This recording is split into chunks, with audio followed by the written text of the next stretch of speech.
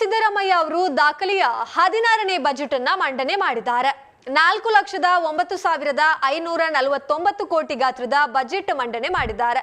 ಕಾಂಗ್ರೆಸ್ ಘೋಷಣೆ ಮಾಡಿದ್ದ ಪಂಚ ಗ್ಯಾರಂಟಿ ಯೋಜನೆಗಳಿಗಾಗಿ 51,300 ಕೋಟಿ ಅನುದಾನವನ್ನ 2025-26ರ ಬಜೆಟ್ನಲ್ಲೂ ಮೀಸಲಿಟ್ಟಿದ್ದು ಗ್ಯಾರಂಟಿ ಬಗ್ಗೆ ಇದ್ದ ಹೂವಾಪೋಹಗಳಿಗೆ ತೆರೆ ಎಳೆದಿದ್ದಾರೆ.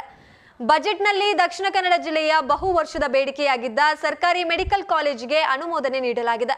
ಪುತ್ತೂರಿನಲ್ಲಿ ಹೊಸ ಮೆಡಿಕಲ್ ಕಾಲೇಜ್ ಆರಂಭಕ್ಕೆ ಹಸಿರು ನಿಶಾನೆಯನ್ನ ತೋರಿಸಲಾಗಿದೆ.